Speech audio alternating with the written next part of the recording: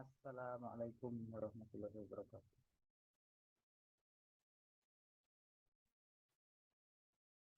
Assalamualaikum warahmatullahi wabarakatuh. Bertemu lagi di mata kuliah manajemen event.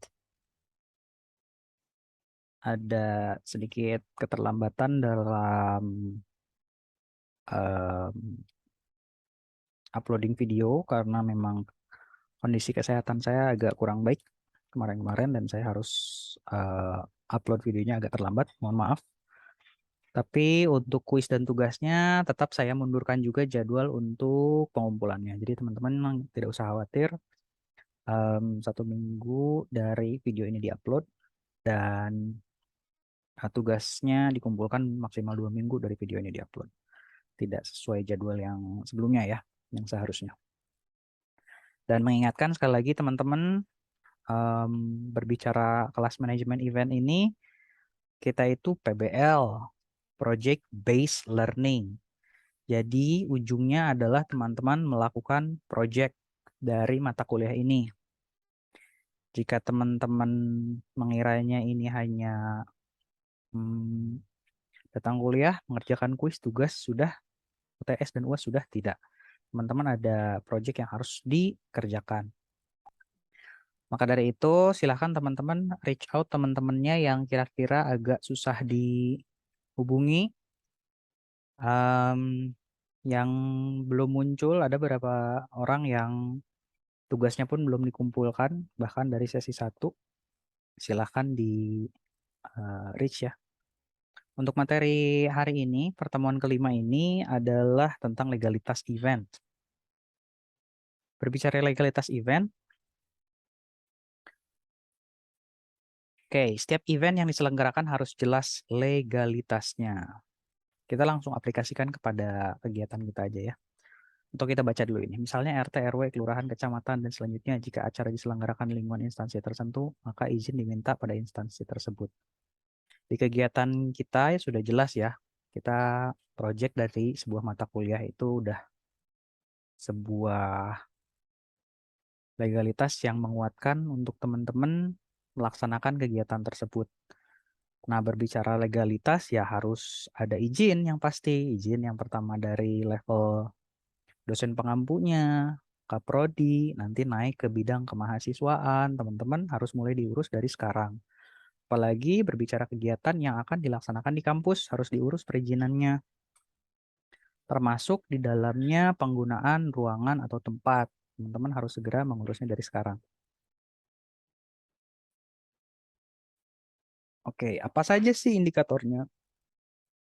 Nah, legalitas event ini dapat dilihat dari yang pertama, kejelasan organisasi event. Kalau misalnya kita kan sudah jelas ya, organisasinya udah jelas organisasi yang terdiri dari mahasiswa ilmu komunikasi yang mengambil mata kuliah manajemen event. Lalu status dalam organisasi. Nah, status dalam organisasi ini teman-teman apa nih? Posisinya sebagai apa? Nanti kan ada yang namanya ketua pelaksana, ada kepala divisi, ada staff, segala macam. Kontrak dan kerjasama event. Nah, ini juga kalau misalnya melibatkan pihak sponsor atau misalnya ada partnership dengan pihak lain, teman-teman harus jelas ininya, kontrak dan kerjasamanya. Kembali lagi ke tadi perizinan, perizinan tempat, perizinan penggunaan ruangan, dan sebagainya. Termasuk dengan perizinan teman-teman untuk hadir kalau misalnya kegiatannya harus teman-teman harus datang, sementara teman-teman bekerja. Perizinan dari tempat kerja teman-teman juga harus jelas ya. Jangan sampai meninggalkan pekerjaan tapi tidak izin. Oke, kita bahas satu-satu. Kontrak merupakan perjanjian antara dua pihak yang di dalamnya berisi kewajiban dan kewajiban yang diatur berdasarkan hukum yang berlaku serta menjelaskan pertukaran kepentingan antara kedua pihak. Kontrak sebaiknya tertulis ya, meskipun kontrak juga berupa persetujuan. Isi kontrak biasanya singkat dan jelas. Untuk kontrak yang nilai uang yang disepakati harus dalam kontrak tertulis dan formal. Mungkin teman-teman pernah dengar kata-kata yang istilah MOU ya, Memorandum of Understanding. Biasanya kalau misalnya ada yang bersifat kontrak itu kan ada penanggung jawabnya siapa ya, yang berbicara atas instansi apa. Dalam hal ini mungkin ketua pelaksana pihak pertama, pihak keduanya adalah sponsor barangkali. Nanti di sponsor itu dicantumkan siapa penanggung jawabnya. Lalu selanjutnya ada juga hak-hak dan kewajiban. Misalnya hak dari pihak pertama adalah mendapatkan dukungan berupa penyediaan barang-barang pendukung misalnya. Atau misalnya teman-teman bikin kontrak dengan salah satu restoran. Kontraknya adalah memberikan harga sekian. Itu di hak pihak pertama. Kewajiban pihak kedua nanti memberikan harga sekian. Nanti ditukar aja. Hak pihak pertama menjadi kewajiban pihak kedua, kewajiban pihak pertama menjadi hak pihak kedua, seperti itu. Lalu di dalamnya ada turunan-turunannya juga sampai sedetail kapan kontrak itu berlaku dan kapan kontrak itu berakhir. Jika memang penting untuk diadakan, dicantumkan juga yang namanya pelanggaran atau misalnya one prestasi disebutnya. Jika tidak tercapai, maka konsekuensinya seperti apa. Begitu pula dengan kontrak dengan media misalnya. Mengiklankan atau seperti apa. Banyak ya seperti itu kalau sekarang. Nih, tadi juga sudah saya bahas sedikit ya. Nama kedua belah pihak, produk atau jenis layanan yang akan diberikan secara detail, keuntungan yang diperoleh oleh kedua belah pihak, tanda tangan kedua belah pihak, dan saksi. Sebenarnya jarang saksi juga bisa sih, bisa ada, tapi ya nggak selalunya harus ada ya. Nah, kalau ini biasanya dengan siapa aja nih teman-teman bikin kontrak kerjasama? Kalau misalnya mau bikin kegiatan yang bersifatnya pameran foto dan mau bekerja sama dengan salah satu UKM tripod misalnya. Mungkin nih asosiasi organisasi karena terkait atau mau bikin kerjasama dengan asosiasi organisasi yang bergerak di bidang pameran atau di bidang fotografi bisa seperti itu. Kalau tadi contoh sponsor juga sama, kontraktor sama, penyedia jasa, asuransi, banyak bentuknya ya. Penyelenggara acara biasanya tempat atau event organizer-nya, tempat penyelenggara, artis, media, dan pembuatan kontraknya itu sendiri. Oke, nah ini yang penting untuk teman-teman uh, pahami ya.